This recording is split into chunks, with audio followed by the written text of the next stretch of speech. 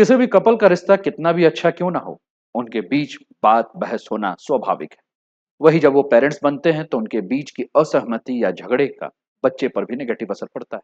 कई बार घर में बहस के दौरान पेरेंट्स ये सोचते हैं कि उनका बच्चा कुछ भी नहीं समझ रहा है, लेकिन बच्चे सब सुनते हैं और समझते हैं। इसका उनकी मेंटल हेल्थ पर बुरा प्रभाव पड़ता है। नेशनल लाइब्रेरी ऑफ मेडिसिन में पब्लिश एक स्टडी के मुताबिक पेरेंट्स के झगड़े बच्चे की मेंटल हेल्थ को प्रभावित करते हैं। इससे उनमें डिप्रेशन या एंजाइटी का खतरा बढ़ जाता है। इसके अलावा उनमें आत्मसम्मान और सुरक्षा की भावना भी कम हो जाती है। दोस्तों, आज हम जो चर्चा करेंगे वो चर्चा करेंगे पेरेंट्स के झगड़े का बच्चे के ऊपर कैसा असर पड़ता है। साथ ही जानेंगे कि पेरेंट्स को ऐसी स्थिति को कैसे हैंडल करना चाहिए। स्वागत है, आप जुड़े हैं ज्योग्राफी बाई अनूप सर। मैं हूं अनूप उपाध्याय। चर्चा करेंगे इन्हीं सारे मुद्दों पर कि बच्चे को खुश रखने के लिए पेरेंट्स का खुश रहना क्यों जरूरी है। चलिए आगे बढ़ते हैं। चैनल पर पहली बार है तो चैनल को सब्सक्राइब करके बेल आइकन दबा दीजिएगा कि यहां आने वाले हर वीडियो का नोटिफिकेशन आपको मिल सके। दोस्तों, अगर पेरेंट्स खुश होते हैं तो बच्चा भी खुश रहेगा। माता पिता के दुखी होने पर बच्चा भी जो है वो दुखी हो जाता है। इसलिए अगर आप अपने बच्चे को खुश देखना चाहते हैं तो आप अपने रिलेशनशिप को खुशहाल बनाने पर काम करें। इसको लेकर एक बौद्ध भिक्षु जो कि वियतनाम के हैं, एक मशहूर राइटर हैं, उनका एक लेख है जो कि मैं आपके स्क्रीन पर दिखा रहा हूं। तिक न्यात हन उनका नाम है। वो कहते हैं कि पेरेंट्स अपने बच्चों को जो सबसे कीमती विरासत दे सकते हैं वो है उनकी अपनी खुशी। हो सकता है कि आप उन्हें पैसा, घर और जमीन ना दे पाएं, लेकिन आप उन्हें खुश इंसान बनने में मदद कर सकते हैं, तो बड़ा ही अच्छा है। अब अगर पेरेंट्स झगड़ा कर रहे हैं तो इसका सीधा असर जो है वो बच्चे के ऊपर पड़ेगा। अगर पेरेंट्स आपस में खुश रह रहे हैं तो इसका सीधा असर बच्चे के ऊपर पड़ेगा। यानी कि पेरेंट्स के झगड़े करने पर बच्चे की मेंटल और इमोशनल हेल्थ के ऊपर अगर हम बात करें तो गहरा प्रभाव पड़ता है।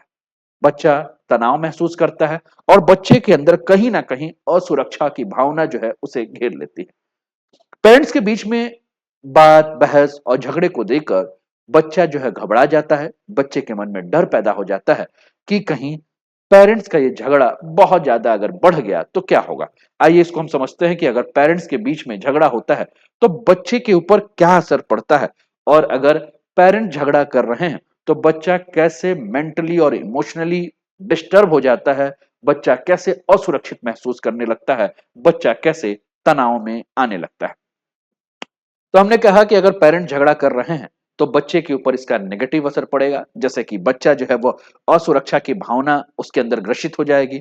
बच्चा अग्रेसिव और डरपोक भी हो सकता है। बच्चा में गिल्ट की भावना जो है वो पैदा हो सकती है। इसके अलावा बच्चों के अंदर डिप्रेशन और एग्जाइटी की समस्या हो सकती है। पढ़ाई पर बच्चा फोकस करने में दिक्कत महसूस कर सकता है। बच्चे को दोस्त बनाने में समस्या हो सकती है। स्कूल में बच्चे का परफॉर्मेंस खराब हो सकता है। घरेलू झगड़ों का असर बच्चे के स्वास्थ्य के ऊपर भी पड़ सकता है। पेरेंट्स के झगड़े का बच्चे के मेंटल हेल्थ और सोशल बिहेवियर पर भी बहुत बुरा प्रभाव पड़ता है। इससे उनके आत्मविश्वास और आत्मसम्मान में कमी आ सकती है। उन्हें तनाव महसूस हो सकता है। इसलिए बच्चों के सामने पेरेंट्स को लड़ाई झगड़ा नहीं करना चाहता है। ठीक है, मतलब नहीं चाहिए। कुछ बच्चे अपनी भावनाओं को व्यक्त करने में असमर्थ हो जाते हैं, जबकि कुछ बच्चे का जो सोशल बिहेवियर होता है उसमें बदलाव हो जाता है। बच्चा कभी कभी बहुत ज्यादा गुस्सैल हो जाता है, या बच्चा कभी कभी बहुत ज्यादा डरपोक भी हो जाता है। बच्चे के रिश्ते को लेकर बहुत ज्यादा जो है बच्चा इनसिक्योर फील करने लगता है। यानी कि अगर बच्चा पेरेंट्स के बीच में झगड़ा देख रहा है तो उन्हें उनके रिश्ते को लेकर इनसिक्योरिटी बढ़ जाती है। साथ में बच्चा प्यार करने के जगह पे एक डर की भावना में, एक संकोच की भावना में जो है वो जीने लगता है। जब बच्चे पेरेंट्स को झगड़ा करते हुए देखते हैं तो उनका रिश्तों पर विश्वास कम हो जाता है। जैसे कि हाल फिलहाल में आपने कुंभ मेला के समय आईआईटी बाबा को देखा। आईआईटी बाबा की जब आपने बात सुनी तो पूरी बात में यही आपने सुना कि किस प्रकार से उनके पिता उनकी माता को मारते रहते थे, और उनके दिमाग में यही बन गया कि पुरुष जो है वो माँ को, पत्नी को जो है वो मार सकता है, यानी कि पति पत्नी को मार सकता है। और जिस प्रकार से ये पितृसत्ता समाज, पुरुष प्रधान समाज जिस प्रकार से बिहेव करता है, तो कहीं ना कहीं बच्चों के अंदर में अगर बच्चा मेल हो तो उसके दिमाग में ये हो जाएगा कि मेल जो है एक डोमिनेटिंग होता है, और अगर फीमेल है तो उसको ये समझ में आ जाएगा कि महिलाएं जो हैं वो मारने पीटने के लिए ही बनी हैं, गाली गलौज के लिए ही बनी है, महिलाओं को जो है वो दबकर ही रहना पड़ेगा। तो कुल मिलाकर जो मानसिक विकास है बच्चे का, वह रुक जाएगा और भविष्य में अपने संबंधों को लेकर वह एक संकुचित जीवन जो है वो जीना शुरू कर देंगे। अपने रिश्ते को लेकर वह इनसिक्योरिटी के साथ एक चिड़चिड़े स्वभाव में भी जीने लगेंगे। अब पेरेंट्स को क्या चाहिए? पेरेंट्स को चाहिए कि अगर उनके बीच में कोई झगड़ा हो रहा है, तो कोशिश करना चाहिए कि उन झगड़ों को बच्चों के सामने नहीं करना चाहिए या बच्चों के सामने कठोर शब्दों का, अश्लील शब्दों का या हिंसक शब्दों का प्रयोग नहीं करना चाहिए। किसी बात को लेकर असहमति हो तो कोशिश ये कीजिए कि बच्चा जब ना हो, उसके ना रहने पर शांतिपूर्वक उस पर बात करें, उस पर हल निकाले। इसके अलावा और भी सारी चीजें जो है वो कर सकते हैं, जैसे कि बच्चे के सामने बहस करने से पेरेंट्स को बचना चाहिए, झगड़े की वजह समझने की कोशिश करना चाहिए, शांति में बैठकर बातचीत करना चाहिए और एक दूसरे की बातों को सुनना चाहिए। इसके अलावा अगर हम बात करें तो कोई एक गाइडलाइन बनाए और उसे पेरेंट्स फॉलो करें। बातचीत के दौरान अब शब्दों का प्रयोग करने से पेरेंट्स को जो है वो बचने की आवश्यकता है। बच्चों के सामने हमेशा पॉजिटिव माहौल बना के पेरेंट्स को जो है वो रखना चाहिए। इसके अलावा अगर हम बात करें तो बच्चों के सामने एक दूसरे से प्यार जताना चाहिए। अगर जरूरत हो तो किसी काउंसलर से जो है वो बच्चों जो है पेरेंट्स को मिलना चाहिए।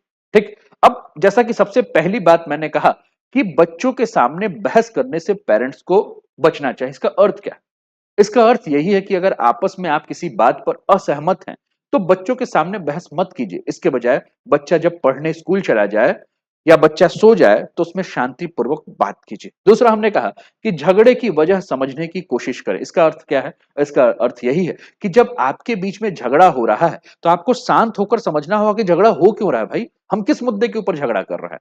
असल में मुद्दा क्या है? कहीं ऐसा तो नहीं कि हम किसी और मुद्दे पे शुरुआत होकर किसी और मुद्दे पे चले गए, है ना? तो गुस्से में आकर तुरंत प्रतिक्रिया देने के बजाय क्या करना चाहिए कि आपको यह सोचना चाहिए कि समस्या का जड़ कहां है। क्योंकि अगर आप समस्या के जड़ पे नहीं जाएंगे तो आपके रिश्ते जो है वो खराब हो सकते हैं। और आज जिस प्रकार से समाज में तलाक की स्थिति आपको देखने को मिल रही है, आप समझ ही सकते हैं कि बच्चे के भविष्य के ऊपर इसका कितना दुष्प्रभाव पड़ेगा। तो आपको क्या करना होगा कि आपको समस्या को समझना होगा, उसके जड़ में जाना होगा और इससे प्रॉब्लम को सॉल्व करना आपके लिए बहुत ही ज्यादा आसान होगा। शांति में बैठकर बातचीत करें और एक दूसरे को सुने। यानी कि किसी भी मुद्दे पर हो सकता है कि पति पत्नी के बीच में असहमति हो सकती है, लेकिन असहमति को झगड़ों के माध्यम से नहीं सॉल्व किया जा सकता है।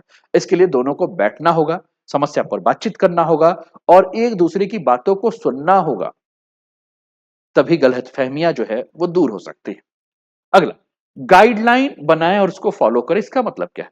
झगड़े को सुलझाने के लिए आपसी सहमति पर एक गाइडलाइन बनाइए, जैसे कि हम बच्चों के सामने बहस नहीं करेंगे और कभी भी इस प्रकार की स्थिति हो जाएगी तो हम शांत पूर्वक इस विवाद को हल करने की कोशिश करेंगे। बातचीत के दौरान अपशब्दों का इस्तेमाल करने से बचना चाहिए। झगड़े के दौरान होता क्या है कि कभी कभी व्यक्ति भावनात्मक होकर गलत शब्दों का प्रयोग करने लगता है, हिंसक शब्दों का प्रयोग करने लगता है और जिससे अपशब्दों के कारण रिश्ते और भी ज्यादा बिगड़ने लगते हैं। हमेशा पॉजिटिव माहौल जो है वो बच्चों के सामने बनाए रखें। बच्चे की परवरिश आप जिस परिवेश में करेंगे बच्चा उसी तरह का होगा। पॉजिटिव में करेंगे तो बच्चा पॉजिटिव, नेगेटिव में करेंगे तो बच्चा नेगेटिव। अगर आप घर में शांति बना के रखेंगे, प्यार से रहेंगे, तो बच्चा भी उसी माहौल में ग्रोथ होगा। अगर आप हिंसक माहौल रखेंगे तो आपका बच्चा भी वैसा ही हिंसा करने वाला हो जाएगा। इसके अलावा हमने कहा कि बच्चों के सामने एक दूसरे से प्यार जताएं।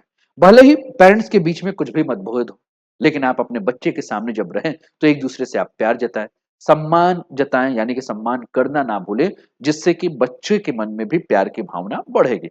अगर जरूरत हो तो किसी काउंसलर की मदद ले। तो इसका मतलब है कि अगर आपको लगता है कि आपके बीच में जो विवाद है वो आप आपस में नहीं समझ पा रहे हैं, तो किसी काउंसलर या किसी तीसरे व्यक्ति को, जो कि समझदार व्यक्ति है, उससे मदद लें कि वह आपकी समस्या को जो है वो हल करे। और अंत में तो यही कहेंगे कि बच्चे के सामने जितना शांत रहेंगे और जितना पॉजिटिव रहेंगे, आपका बच्चा भी उतना ही पॉजिटिव सोच के साथ आगे बढ़ेगा। उम्मीद है कि ये वीडियो आपको समझ में आई होगी और ये वीडियो उन पेरेंट्स के लिए मैं दे रहा हूं कि जो पेरेंट्स अपने घर में आपस में लड़ाई झगड़ा करते हैं और लड़ाई झगड़ा करके कहीं ना कहीं आप अपने प्रेम की को जो है उस दिशा में लेके जा रहे हैं जिससे कि आपका जो बच्चा है वो हिंसक हो सकता है, इनसिक्योर हो सकता है, चिड़चिड़ा हो सकता है और जिसको आप सबसे ज़्यादा प्यार कर रहे हैं, वो आपके हाथ से निकल भी सकता है। उम्मीद कर रहा हूँ कि ये वीडियो आपको पसंद आया होगा। अपने विचारों को कमेंट के माध्यम से मुझ तक पहुँचाएँ। पसंद आया हो तो लाइक कर दीजिए, चैनल को सब्सक्राइब करके बेल आइकन दबा दीजिएगा और ठीक लगे तो आप अपने मित्रों के साथ शेयर भी कर दीजिएगा। अपना ध्यान रखिए। जय हिंद, जय भारत।